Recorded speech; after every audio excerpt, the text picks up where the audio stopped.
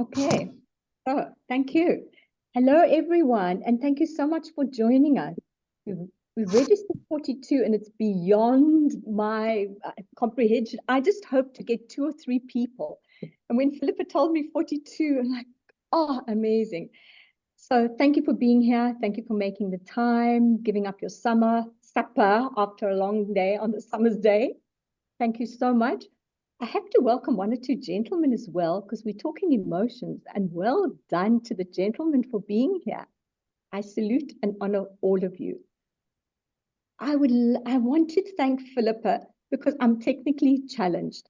And Philippa, I asked you at the last minute, please help me. I've never hosted a webinar or a Zoom. What I normally do is I get invited, I click on the link and I'm in. So Philippa is writing 3 books, editing books, and she gave up her time to be here. Thank you so much.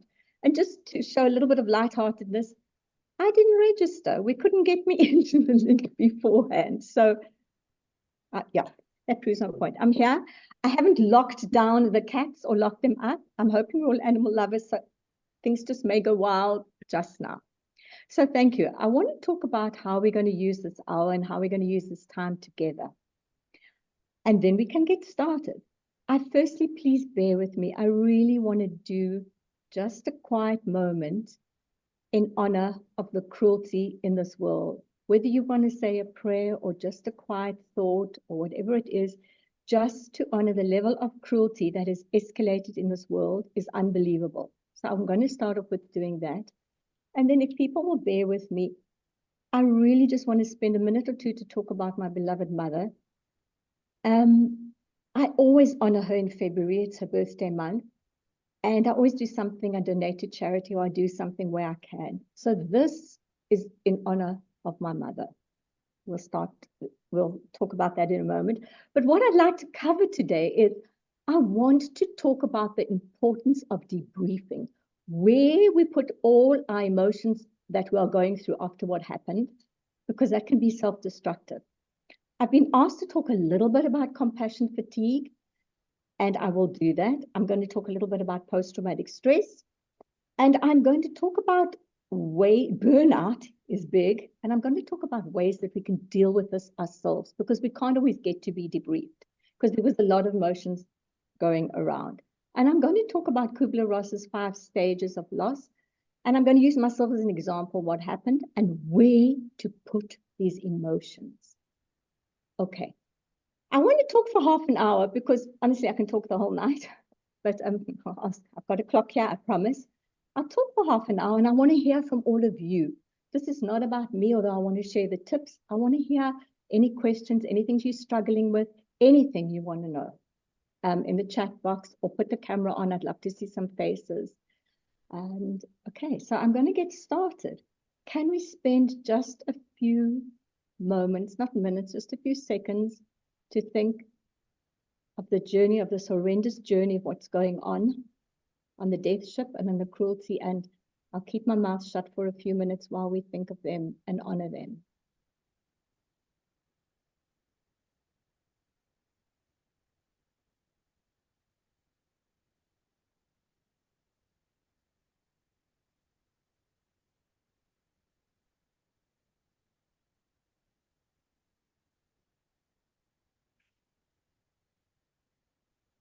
Okay. And bear with me just a moment. This is my truth. This is not pushing anything vegan or vegetarian. This is just my truth. I want to honor my mother. She raised me never to have eaten animals. She grew up in the 1930s and she refused to eat animals. And her family didn't like that. She was a little kid and she rebelled. Somehow she knew. And as she grew older, she would feed the feral cats, we would feed the birds. She was just incredible. She did ballet every single day till she was 86 years old. On the last day on this earth, she did ballet. And whenever we didn't realize this in her time, she was an animal activist. I mean, bless my mother.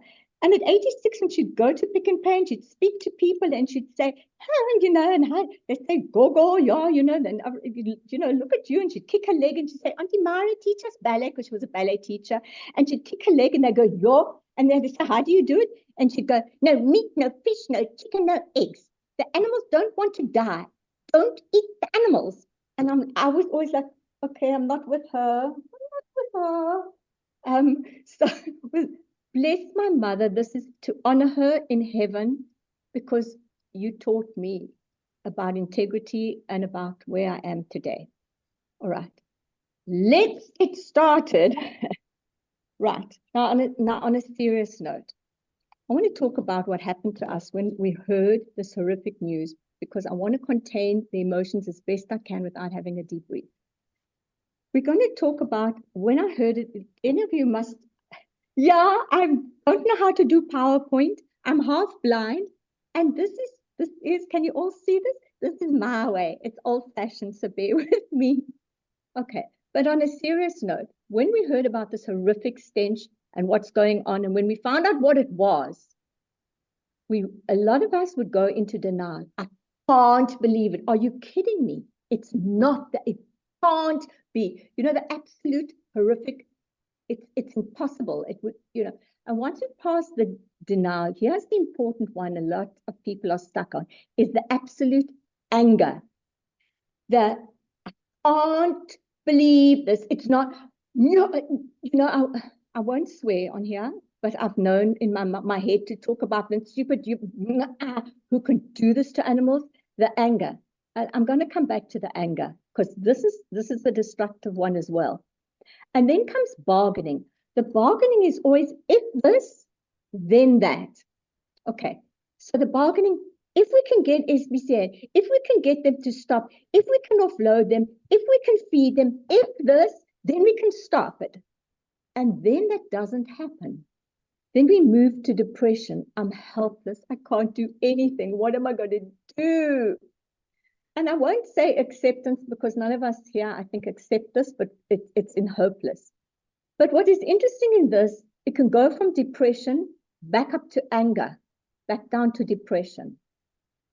But the important thing is I want to talk about this anger because it has triggers. You know what a trigger is?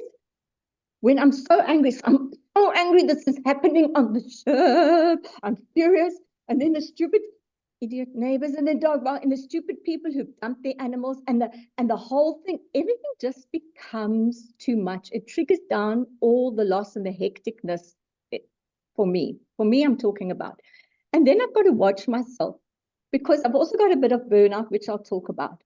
So when here's the thing. I'm an animal lover, you all know that. I walk my cats on the lead. I'm telling Philippa, yeah, twice a day. The one and then the other. Yeah. And then at night again, the one on the lead and the other, 3 hours later. But let me tell you something. When they wake me up at 3 a.m. and I'm in the anger stage, normally I say, guys, stop it. I'm not playing now. Mommy's sleeping. And when I'm in the anger state,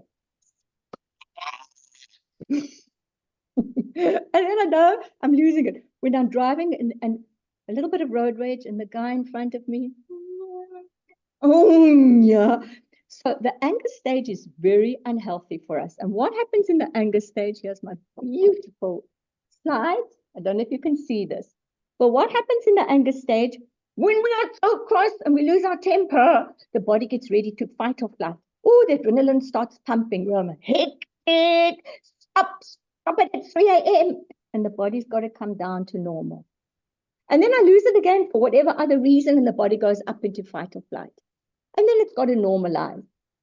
But when you're in burnout and adrenal fatigue, you lose the temper. And you stay in this heightened state of awareness. The adrenaline is pumping. You can't come down. The heart's going. I don't know if any of you can relate to it. That's a hectic stage to be in that last stage. And that can lead to, as I've said, to burnout. Now, let's talk about debriefing.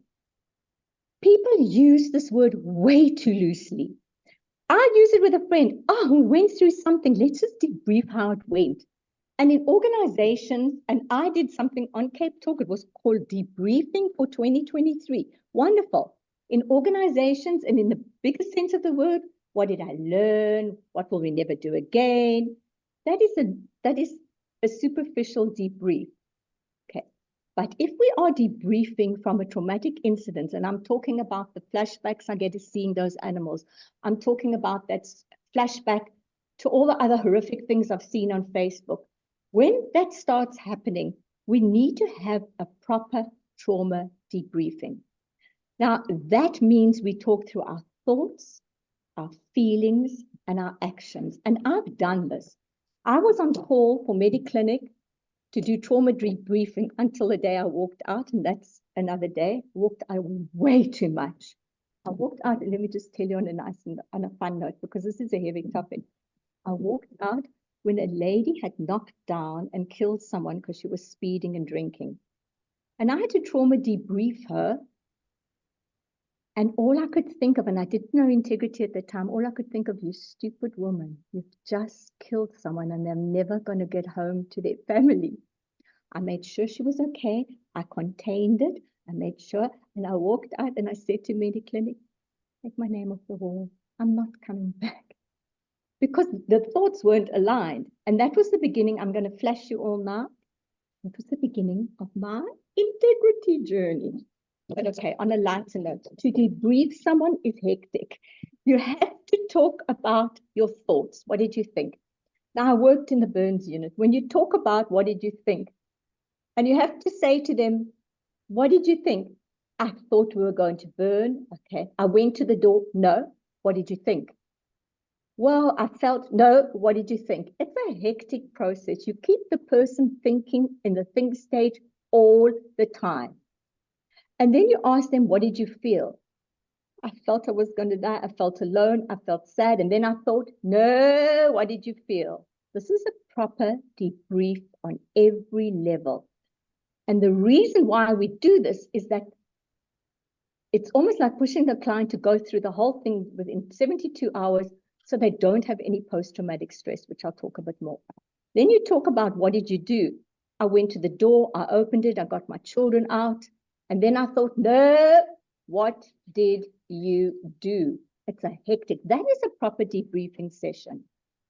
Because if you don't, I can't see my little writing. If you don't do that, we get the flashbacks, the post-traumatic stress. We get the intrusive thoughts that come at all time, and then we try and push them away. And the more you try and push something down, the more it fights and it comes up when you least expect it. And then we have, before I talk about, and which I will, I'm looking at my time, before I talk about what we can do about this, we also have coping mechanisms when we're not coping. Oh, I'm not sleeping too well, the sleeping tablets. Oh, the wine. I'm not saying that's me because I don't do that. Oh, the wine. Oh, the drugs. Oh, the CBD is okay. But you know, whatever it is, we're coping. Oh, a little bit of sweet chocolates. I feel a little bit low today. Oh, for me, it's the Coca-Cola. Oh, I feel we do the coping mechanisms to cope with all of this. Okay, which overeating, depression, anxiety. And the danger of all of this is if there's any underlying, for our mental health, it's crucial, but if there's any underlying anxieties, depression, mental health, bipolar, anything, what we're going through here collectively can actually impact on that. Okay, so that's why debriefing is important. But in the same breath, I want to say to you, I spoke to someone, we did a group debriefing. I wasn't there, he was in it. And he said it was a first respondent, which I hope to do some work with. But as each one spoke about their debrief properly, he says he was more traumatized hearing everybody else's story. And he came out doubly traumatized. So debriefing has to be held very carefully in a safe place. That's why I want to tell you all how to do it. But before I do that, because I'll end on that, I want to talk about trauma dumping. It's called a trauma dump. That is when we haven't debriefed, we tell whoever we can, and sometimes we don't realize we're doing that.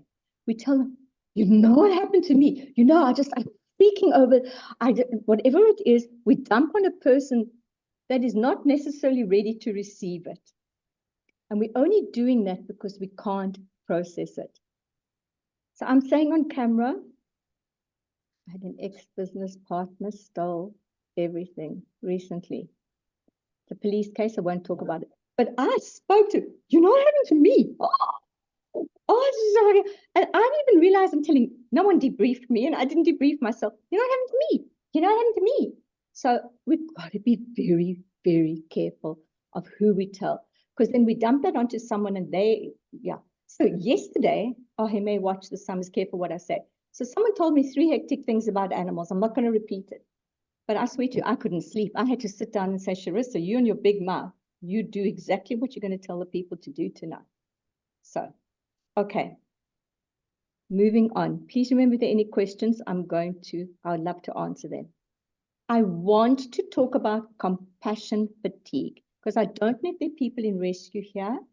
And even if there isn't, psychologists get it. Compassion fatigue is when you are kind, you are caring, you are sensitive, you are amazing beings. And the thing is, you can't take much more. We give and we give and we give and we give. And the compassion is just, you just don't know how to give anymore. You feel overloaded. And that is when it's called dialing down the empathy. You get to the point where you are numb. And you just can't let it get to yourself. You have to protect yourself. I know a lot of doctors, we criticize them for doing it, just a patient that does, but we have to, you just can't. You're overwhelmed, you're numb, you can't cope, you want out. And I'm sorry to say this, I know 1 or 2 committed suicide in animal rescue. They just can't. So compassion fatigue is very important. And that's a topic for a whole nother day. Gosh, there can be so many spin-offs of this talk. That's a whole topic. And the difference between compassion fatigue and burnout. Burnout I had a private practice, I was traveling, and burnout is you come so tired. If I have to lift my hands to do this, you're exhausted. And it creeps up over a long time, and that's also a topic for another day. It creeps up over a long time, and it doesn't just, I'll have a rest and a sleep and a weekend off. It's the damage for the adrenals is long-term. The compassion fatigue can come quite quickly. And then compassion fatigue can come quickly and it can be worked on. Right. I want to give you tips. But before I go, and I feel like I'm doing an information overload, should I stop to question on what I've just said before I give you the tips? Or do you want me to find my on? What are the thoughts? Is everyone still there? Have I lost anyone? Is it making sense? Shall I pause there for some questions? Because I'm going to rattle into another whole lot of theory, and Molly's just woken up. Come say hi to everyone while they think. Come here. Come here. Molly, say hi. Hello. Okay, yeah, behave. Right. Are there questions or shall I carry on? There's no questions. So no questions. Are people still there? Everyone's in shock. Everyone's in. All right. We are laughing, but honestly, this is a serious matter. And the whole idea is we're not talking about this in case people want to say, we're not saying our feelings are more important than the animals, because trust me, if I had to choose, I won't say on camera who it will be. But it has 4 legs. Okay, so what's important is why we're doing all this is that we can deal with our emotions. We don't dump it onto anyone. It doesn't become self-destructive, so that we can move forward and help and do what needs to be done. And well done, Carly, because that group you've set up is changing the world. Right, here's another of my lovely PowerPoints. I have to learn to do the PowerPoints and share. Forgive me. I don't do this on my professional talks, just so you know. The answer is we're going to self-debrief. I'm going to talk about how we do that. All the selves. Gee, wonder why? Because that's the way the work needs to be done. The self-integrity I had to throw in there. So, but let's start with the self-debrief. You have to do the work to stop, pause, and say, Charissa, where are you? Yo, I'm losing the temper. I'm shouting at the cat. Don't want to do that. I'm short-tempered. I heard yesterday somebody had died, and then they phoned with the debt collectors. I just want to know if you're paying the Edgar's account. I didn't do this, but you could just feel like you're phoning me. I'm always paying the account. I wanted to do that, and you can feel the anger. So the first thing, you have to stop and reflect and see where you're at. And you have to journal or sit down. And I'm sorry, you have to say, Charissa, what are you thinking? I'm thinking I'm losing control. Charissa, and you write them down. I can do them in my head, but if you're doing this the first time, what are we feeling? Anger, hurt, hopelessness, mad with the world. I want to get off this planet, live somewhere else where they treat animals nicely. What are you doing? well, what are the thoughts? I'm thanking my mother. I'm donating to charity. So that's another thing. And I'm jumping here. When we do something for others, and in this case, that amazing group that's blown up doing stuff, when we do something like that, we are taking back the control that we feel we've lost. Okay, we're taking it back and we're hurting a little bit less when we're being proactive and doing those amazing things. Okay, so you self-debrief, you go through this and you check in with yourself and you check in with the self-conversations you're having in your head. Because a lot of us just go through the day thinking things and we don't tune in, and it all starts up here. The self-integrity. I wrote this in a few wellness magazine about self-integrity a while ago. Integrity is my thing. I promise you I'll be there, unless if I don't, I'll apologize. If I say I'm going to do something, I do something. But if I say, Sharissa, I'm going to the gym next door, so close I can hear them drop the weights, you're right. Sharissa, I'm going to stop the Coke. You're going to get something, you're going to eat up. So my word has to be good to myself. That's what self-integrity is. And compassion. The day after this horrific event happened, I was crying so much, I lit a candle. Every time I see the candle, I cry. So maybe I'm just oversensitive. But I had to be compassionate with myself and say, I'm going to get no work done today. I'm actually just going to stop and pause, because pushing to do any work, I'm not going to serve anyone, not even serving myself. So self-care, and I'm sorry to say this, how many times you all know this? Eat properly, get enough sleep, exercise, practice something that you love for relaxation, music, walking outside, taking time out, being with loved ones, mindfulness that you're in the moment. Okay, so do this for ourselves. Okay, self-reflect, I've said, self-conversations in our head. And I'll tell you why that's important, and I'm going to talk about mental resilience. Self-conversations in our head is we are telling ourselves, I can't cope. I just can't bear this. I can't stand the world. I can't.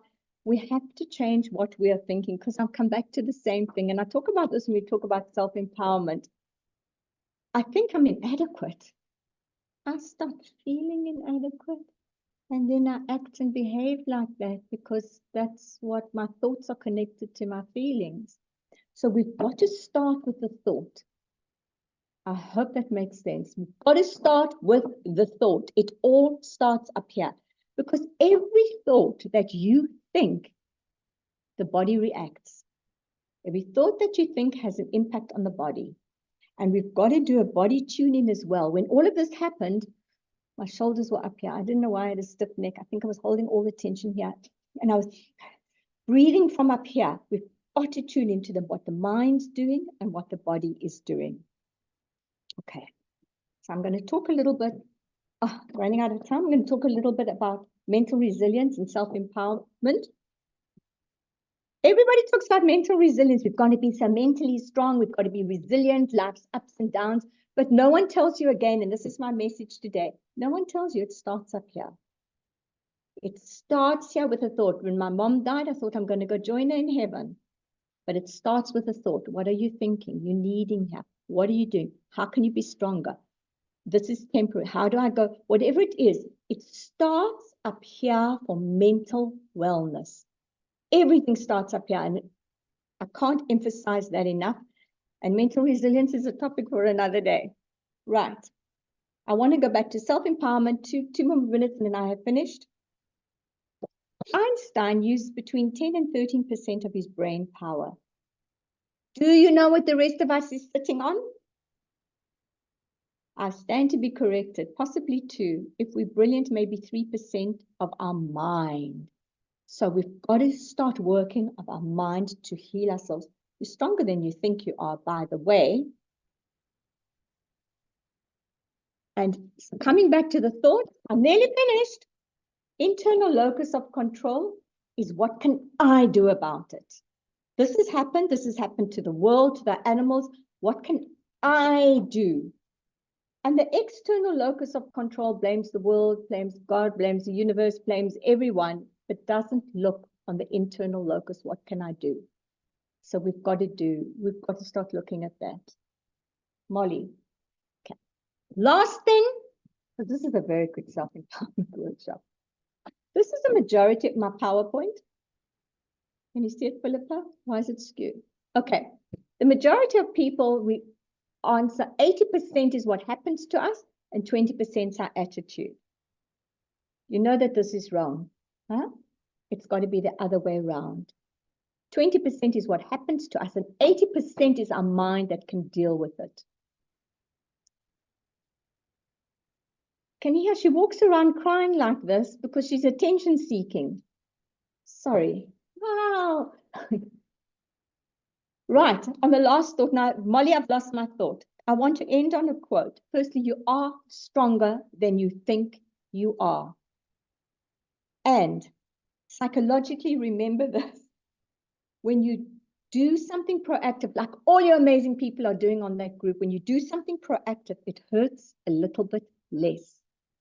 And the last thought before Molly invades us is, it's possible for ordinary people to choose to be extraordinary. And I salute and honor all of you because I think you are all here to learn, to do better, and for yourselves and the animals.